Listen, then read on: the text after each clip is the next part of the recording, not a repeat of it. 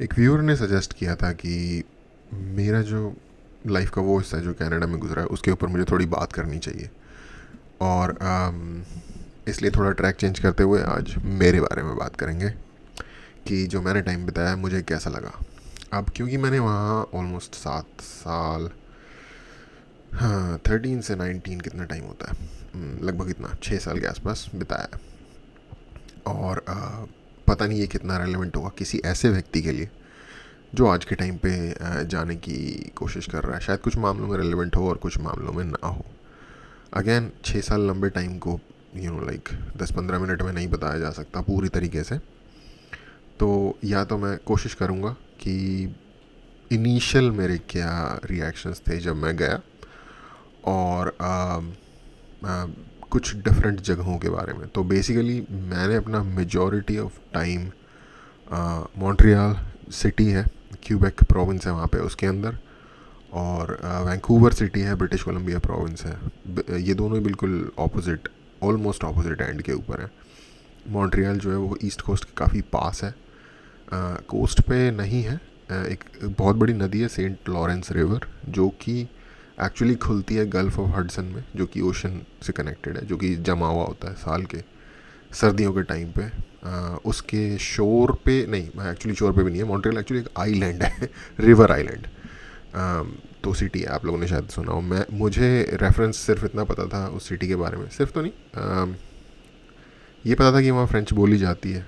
ये एक मेरा रीज़न था वहाँ जाने का, क्योंकि मैं कुछ समय के लिए फ्रेंच स्टडीज़ कर रहा था दिल्ली में, और फिर मैं किसी ऐसी जगह जाना चाहता था जहाँ मैं उसे रियल लाइफ में भी प्रैक्टिस कर सकूँ। और अगर फ्रेंच सीख के मैं फ्रांस चले जाता उसे प्रैक्टिस करने, तो वो बहुत ज़्यादा लॉजिकल हो जाता, जो कि मेरे दिमाग के साथ अग्री नहीं करता। तो एनीवे, तो मॉन्ट्रियल। और दूसरी चीज़ मुझे ये पता थी, मैंने एक स्टोरी पढ़ी थी स्कूल की इंग्लिश बुक में, कोई मिल्क मैन वगैरह से रिलेटेड जो मॉन्ट्रियल में होता है। तो एनीवे मैं वहाँ गया, और जब मैं वहाँ गया तो 2013 की बात है, सर्दियों में। प्लेन से अभी आपने ज़मीन टच नहीं की, आपको स्नो दिखनी पहले शुरू हो जाती है। इसका मतलब ये है कि वहाँ स्नो बहुत दबा के पड़ती है। ठंड आई थिंक -27 था सेल्सियस में टेम्परेचर। अब बाय द वे कनाडा में मेट्रिक सिस्टम ही फॉलो होता है, एक्सेप्ट वेट को लेके। वेट जो है वो शायद पाउंड्स में चीज़ें कभी कभार काउंट होती हैं, कभी कभार किलोज़ में भी काउंट होती है, लेकिन ज़्यादातर वहाँ ओवरऑल हर चीज़ में, जैसे कि अगर आप पेट्रोल को वहाँ गैस कहते हैं, तो अगर आप गैस डलवाते हो अपनी गाड़ी में गैसोलीन, तो वो लीटर में आएगी। जो जो डिस्टेंसेस हैं, अगर आप मार्कर्स देखोगे रोड के ऊपर, तो वो किलोमीटर्स में होंगे। तो मैट्रिक सिस्टम ही ओवरऑल फॉलो होता है। और मैं ऐसा इसलिए कह रहा हूँ क्योंकि उसका बहुत बड़ा जॉइंट पड़ोसी जो अमेरिका है, उसके वहाँ सब कुछ ऐसा नहीं है, बिल्कुल ही अलग। जो उनका दूसरे सिस्टम को क्या बोलते हैं मुझे भी भूल गया। एक होता है मैट्रिक सिस्टम जो हम इंडिया में फॉलो करते हैं इन जनरल, और दूसरे वाले को इम्पीरियल, पता नहीं, इम्पेरिक या इम्पीरियल कुछ ऐसे सिस्टम बोलते हैं, मेरे ध्यान में टर्म नहीं आ रही है। तो या आप जाओगे, अच्छे खासे बड़े साइज़ का शहर है मॉन्ट्रियल, आई थिंक कनाडा का सेकंड लार्जेस्ट शहर है। फर्स्ट इम्प्रेशन, एक तो टेम्परेचर ऑफ कोर्स -27 में दिल्ली से बंदा उठ के जाए तो उसे कैसा महसूस होगा, मुझे वैसा ही महसूस हो रहा था। पर मुझे शायद जो सबसे अच्छी चीज़ या अमेजिंग चीज़ लगी जब आप एयरपोर्ट से बाहर निकलते हो, कि एयरपोर्ट के अंदर तो बेसिकली जितनी भी ढंगी कंट्रीज़ हैं और जहाँ पे भी अच्छे एयरपोर्ट्स बने हैं, वो काइंड ऑफ सिमिलर ही होता है। आप इस्तांबुल एयरपोर्ट अगर आपने देखा होगा, बहुत अच्छा है, नाइस है। दिल्ली एयरपोर्ट भी ठीक ठाक है। इस्तांबुल का नया है तो वो थोड़ा ज़्यादा अच्छा लगता है मेरे ख्याल से। यूएस के एयरपोर्ट्स आपको थोड़े से इतने अच्छे नहीं लगेंगे, क्योंकि वो ज़्यादातर सारे एयरपोर्ट्स पुराने हैं। जैसे JFK है, पुराना एयरपोर्ट लगता है देखने से, या इवन लॉस एंजलिस एयरपोर्ट देखोगे तो आपको लगेगा यार क्या बेकार सा पुराना सा एयरपोर्ट है। तो कनाडा के भी एयरपोर्ट थोड़े से बेटर हैं कंपेयर के लिए। लंदन का जो एयरपोर्ट है वो भी सिमिलर है उसके जैसा ही। तो इस तरीके से एयरपोर्ट के अंदर सेम लगता है। बाहर निकला जब मैं, तो पहली चीज़ जिसने मेरा सरप्राइज़ दिया है, जिसने मुझे सरप्राइज़ किया, वो थी हवा। मुझे हवा बहुत क्लीन लग रही थी, मुझे लगा था कि HD में हो गया है सब कुछ क्योंकि दिल्ली में जब हम रहते हैं तो एक इवन ये मैं तो 2013 की बात कर रहा हूँ, 2013 में भी हल्का, अब तो बहुत बुरा हाल है एक्चुअली, 2013 में हल्की बहुत स्मॉग जो है वो सर्दियों में होता ही है। और जैसा कि मैंने बताया मैं सर्दियों में गया था, तो अगर आप आसमान में देखोगे या एक दूर डिस्टेंस में देखोगे दिल्ली में, तो आपको एक थोड़ा सा ब्लर दिखेगा बेसिकली, जो कि स्मॉग है हवा में। और उसके पीछे अगर आपको लगता है सिर्फ पॉल्यूशन है, तो वो नहीं है। इंडिया जिस फिज़िकल एरिया में बिलोंग करता है ना, अर्थ पे जो है, और जिस जगह पे बिलोंग करता है, और जिस लैटिट्यूड और लॉन्गिट्यूड में बिलोंग करता है, वो भी उसके पीछे रीज़न है। मान लो हमारे यहाँ बिल्कुल भी अगर पोल्यूशन नहीं होती ना, तो भी हमारे यहाँ का जो स्काई है वो उतना क्लियर नहीं होगा जितना रशिया का होगा या फिर किसी भी नॉर्डिक कंट्री का होगा। उसका रीज़न ये है कि हम एक टेम्परेट क्लाइमेट जोन में, टेम्परेट भी नहीं बल्कि टेम्परेट और ट्रॉपिकल जो होता है उसके बीच का जो क्लाइमेट जोन है उसमें है हम। तो वहाँ वैसे ही थोड़ा सा ब्लरी होता है आसमान जनरली, कभी कभार साफ भी हो सकता है। और दूसरा, जहाँ हमारे जो जिस तरीके से मानसून के पैटर्न्स हैं और जो हमारे आसपास जो डेजर्ट वाले एरिए हैं, अरेबियन पेनिनसुला वगैरह जो हमारे काफ़ी पास है, तो उसका जो सिस्टम है उसके हिसाब से भी हमारे यहाँ एक जनरल ब्लरीनेस रहेगी स्काई में, चाहे हम इंडिया बहुत साफ भी हो जाए तो भी। हाँ, हालांकि वो जो धुआं है आसमान के अंदर वो नहीं होगा, वो हमारी अचीवमेंट है तो जब मैं निकला एयरपोर्ट से बाहर तो बहुत ही ज़्यादा मतलब सब कुछ ऐसा लगा कि HD में हो गया। हवा बहुत क्लियर थी। इवन मैं शहर के अंदर था। अगेन -27 में जब आप जाते हो नॉर्मल टेम्परेचर से, तो ऐसा महसूस होता है जैसे छोटी छोटी सुइयाँ आपके स्किन पे चुभ रही हैं। ऑफकोर्स मैं फुली क्लोथ था, बट फेस अनकवर्ड था, बस ऐसे ही जैसे नॉर्मल होता है। कैप वगैरह नहीं पहनी होती। कैप की आपको ज़रूरत पड़ेगी, वरना आपके जो कान है आपको महसूस होने बंद हो जाएंगे 2-3 मिनट के अंदर उस टेम्परेचर में। और वो बाय द वे -27 वहाँ के लिए कोई बुरा टेम्परेचर नहीं है सर्दियों में। मैंने -40 -45 तक भी मतलब महसूस किया हुआ है दिन के वक्त। बाय द वे धूप निकली हुई है और इतना टेम्परेचर हो रखा है तो एक तो चीज़ ये थी। अगेन, अगर किसी को लग रहा है मैं कोई नौकरी या जॉब या इसकी अपॉर्चुनिटी बताने वाला हूँ, तो ऐसा कुछ नहीं है भाई। मैं घूमने गया था वहाँ पे। बाद में हालांकि मैंने वहाँ पढ़ाई भी की और काम भी किया और वट जो भी था, लेकिन मेरे पास कोई इस तरीके की सलाहें नहीं है कि आपको ये करना चाहिए। वो आप समझदार हैं, और अगर किसी को किसी स्पेसिफिक चीज़ के बारे में जानना है कि ये कैसे होता है वहाँ, तो वो ज़रूर मैं कमेंट्स में बता सकता हूँ आपको। आप पूछ लेना मेरे से। तो पहली चीज़, एयर क्वालिटी बेसिकली बहुत ही अमेजिंग लगी। ठंडा होने की वजह से हमें जनरली ठंडा मौसम पसंद है, स्पेशली इंडिया में। लेकिन उतना ठंडा आप एक तरीके से अपने आप को मजबूर महसूस करना शुरू कर दोगे, क्योंकि आप एक जनरल लाइफ जी ही नहीं सकते उतने ठंडे वेदर में। इनफैक्ट आपको ये लगेगा कि लोग यहाँ रहते ही क्यों हैं जब यहाँ इतना एक्सट्रीम वेदर है। ये मैं मॉन्ट्रियल की बात बता रहा हूँ, और ऑलमोस्ट पूरे कनाडा में ऐसा ही वेदर है, एक्सेप्ट फ्रेज़र वैली नाम की एक जगह है जो कि बिल्कुल एक्सट्रीम वेस्ट साउथ में का जो कॉर्नर है सिएटल से जो लगता है कनाडा का, वो फ्रेज़र वैली वैंकूवर उसी के अंदर आता है। उस एरिया में स्नो वहाँ भी पड़ती है, बहुत दबा के पड़ती है, 3-3 4-4 फुट भी स्नो पड़ जाती है जब होता है कांड। बट ये है कि पूरे विंटर में शायद टोटल स्नो का टाइम 2 हफ्ते का होगा। वहीं बाकी का जो कनाडा है उसमें अप्रैल में भी स्नो पड़ सकती है, उसमें सितंबर में भी स्नो पड़ सकती है। अपनी लाइफ में मैंने जुलाई में भी स्नो पड़ी हुई देखी है। नॉर्दर्न ओंटारियो के कुछ एरियाज़ में मैं गया था, तो आउट ऑफ नोवेयर स्नो पड़ रही है। कनाडा की एक बात ये है, अगर आप कभी भी जाते हो वहाँ या आप वहाँ रहते हो तो फिर आपको पता ही होगा, मौसम को ग्रांटेड कभी मत लो। जिस भी चीज़ में आप जा रहे हो, आपके पास कार है या जो भी है, एक जैकेट अच्छी खासी जो आपकी सर्दी रोक सके, वो चाहे समर भी हो, एक जैकेट गाड़ी के अंदर पड़ी होनी चाहिए। और जो लोग वहाँ रहते हैं उनको पता होगा, वो रखते हैं। और अगर आप गाड़ी में नहीं जा रहे, टैक्सी में जा रहे हो, कहीं भी जा रहे हो, साथ में एक जैकेट रखो ही, चाहे बाहर फुल गर्मी टी-शर्ट वाली पड़ रही है। ये जनरल एक चीज़ है दिमाग में रखने वाली। तो एयर क्वालिटी बहुत बढ़िया थी। दूसरी चीज़ जो मुझे वहाँ पसंद आई कि सड़क पे ना जैसे कोई भी ऐसे ही पार नहीं कर जाता। जे वॉकिंग, अगेन मैं बात कर रहा हूँ 2013 की, तो अगर अब चेंज हो गया हो तो मैं कह नहीं सकता। जे वॉकिंग करना वहाँ बहुत ज़्यादा रिस्की है, क्योंकि और ये अगेन ये मॉन्ट्रियल की बात हो रही है, कनाडा के हर जगह पे भी अप्लाई नहीं होता। वहाँ टिकट मिल जाती, टिकट का मतलब चलान हो जाता है, वहाँ टिकट मिल जाती है इस चीज़ की। क्योंकि मेरा जाते के साथ ही इस चीज़ से पाला पड़ गया था कि मैं नॉर्मल तरीके से सड़क क्रॉस करने लग गया और जो मेरे साथ जो इंसान थे उधर, उन्होंने मुझे रोका। और अगेन बाय द वे उस इंसान से मेरी वही मुलाकात हुई थी पहली बार, मुझे बस ऐसे ही हेल्प करने लग गया क्योंकि उसने देखा नया बंदा है। तो एस्तोनिया की एक लड़की थी बेसिकली, एस्तोनिया नॉर्दर्न यूरोप में एक जगह है। तो उसने मुझे रोक दिया कि भाई ऐसे जे वॉकिंग मत करो और ये आपको इसका आपको फ़ाइन भरना पड़ सकता है। तो वेदर रोड के रूल्स और वेदर, और अगेन आपका सीधा ही ध्यान जाएगा कि लोग ड्राइव कैसे कर रहे हैं या लोग सड़क पे कैसे चल रहे हैं। बेसिकली जो मूवमेंट की सिविक सेंस है सड़क के ऊपर वो।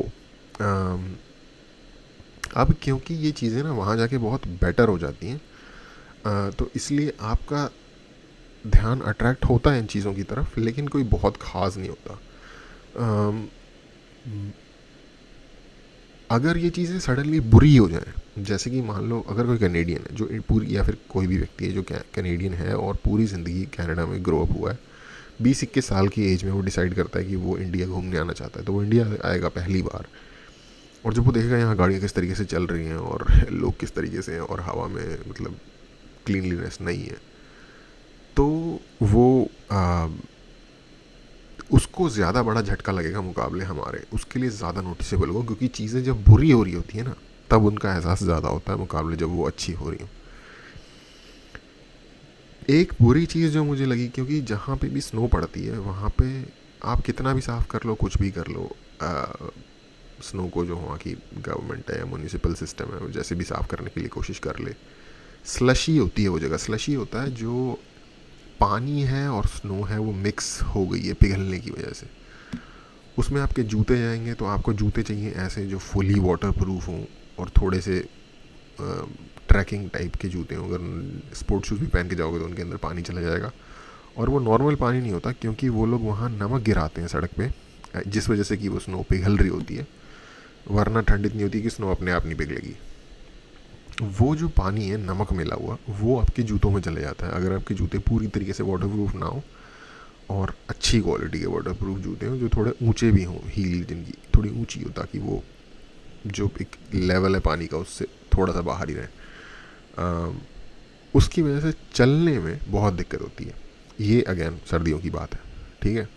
तो ये एक बेसिक मेरा जब मैं वहाँ गया तो मेरे जो मैंने चीज़ें देखी उसकी एक इनिशियल बेसिक अंडरस्टैंडिंग थी। अगले दिन जब सुबह हुई तो मैं बाहर घूमने वगैरह गया।